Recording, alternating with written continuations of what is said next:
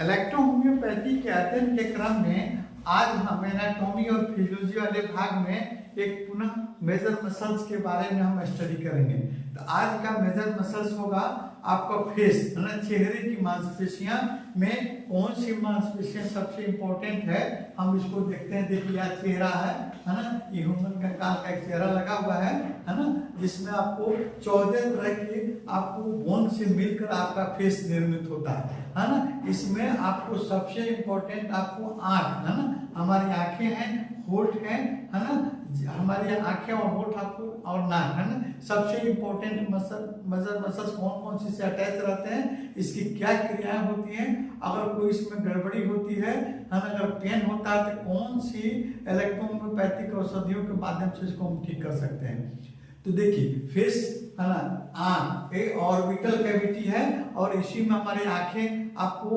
रहती हैं और इसके चारों तरफ एक मसल्स आपको लगा रहता है जो सबसे इंपॉर्टेंट मसल्स को कहते हैं ऑर्बिकुलरिस ऑकुलाई, है ना। ऑर्बिकुलरिस ऑकुलाई जो है ये मसल्स जो है हमारे आंखों के चारों तरफ लगी रहती है और फैली रहती हैं और ये हमारे आंखों को, पलकों को झपकाने में और आंखों के विभिन्न तरह की क्रियाओं में आपको मदद करती है। ठीक है, अब देखते हैं इसमें कौन सा नर्व सप्लाई होता है ना, और वो नर्व कहाँ से निकलता है। अगर इस एरिया के मसल्स में अगर कोई तरह की तकलीफ होती है, दर्द होती है ना, तो फिर आप किस पॉइंट पर इलेक्ट्रोहोम्योपैथिक औषधियों का प्रयोग करके आप ठीक करेंगे, है ना।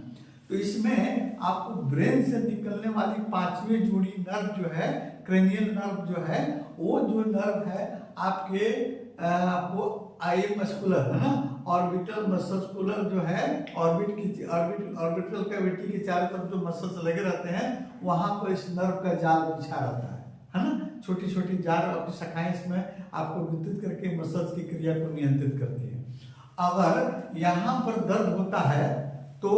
आप इलेक्ट्रोहोम्योपैथिक वाले पहले वाले वीडियो में हम इसके पहले कुछ नर्व पॉइंट के बारे में बताए थे। हमारे शरीर में जो 45 नर्व पॉइंट हैं, उस नर्व पॉइंट पर हम कौन सा इलेक्ट्रिसिटी लगा कर उसके ऑर्गन से रिलेटेड क्रिया को हम कंट्रोल कर सकते हैं, डिजीज को कंट्रोल कर सकते हैं। तो यहाँ पर देखिए हम पहले नंबर में नर्व पॉइंट नंबर 1, है ना, nerve point number super orbital area और फिर लोअर ऑर्बिटल एरिया, है ना, नर्व पॉइंट 2, है ना, 1 और 2, है ना। नर्व पॉइंट 1 पर आप लो पोलैरिटी के अनुसार, है ना, लो पोलैरिटी के अनुसार